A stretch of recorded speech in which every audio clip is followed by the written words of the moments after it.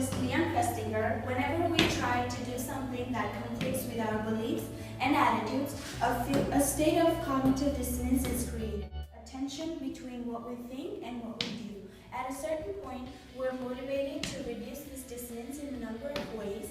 For example, we may change the way we think about the decision or change the way others may think about it so that they can support our decision.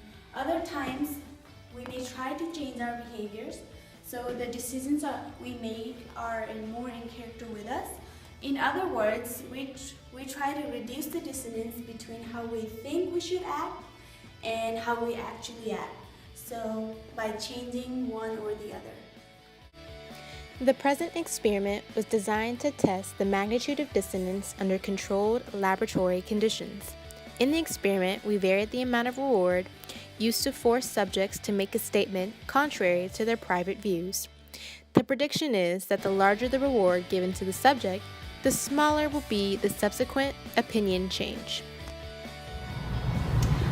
Okay, that's good. Now let me tell you what the experiment is actually about. We're studying the effects of mental set on performance. Other students are prepared by being told the experiment will be very fun and enjoyable. Now I have a somewhat unusual request for you. The next subject is waiting outside, but the participant who usually gives the spiel isn't here. So I was wondering if you could take his place.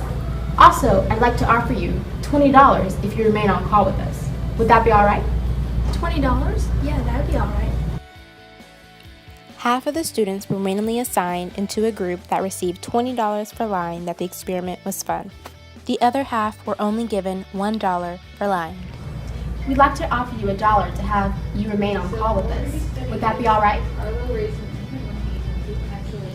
Yeah, that'd be all right.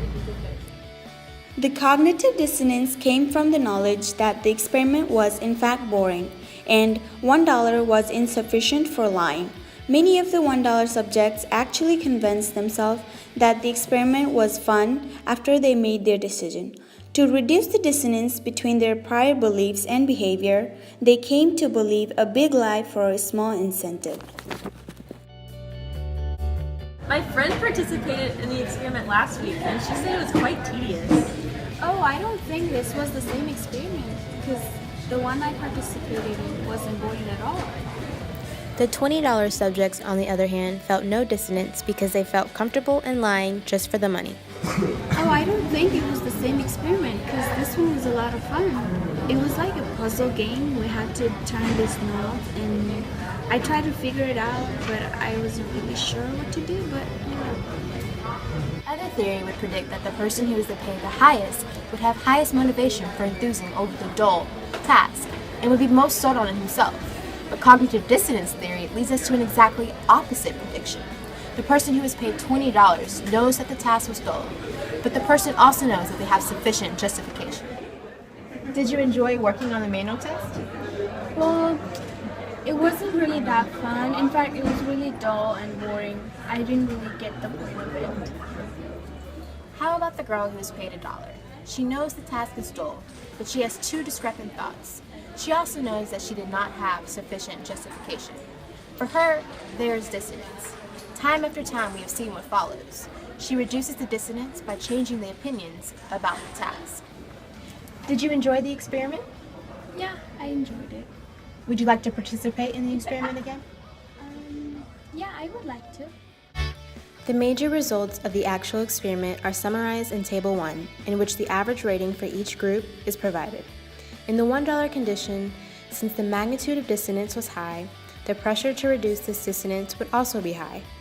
In this condition, the average rating was positive 1.35, considerably on the positive side, and significantly different from the control condition and $20 condition, thus strongly supporting the theory that was tested.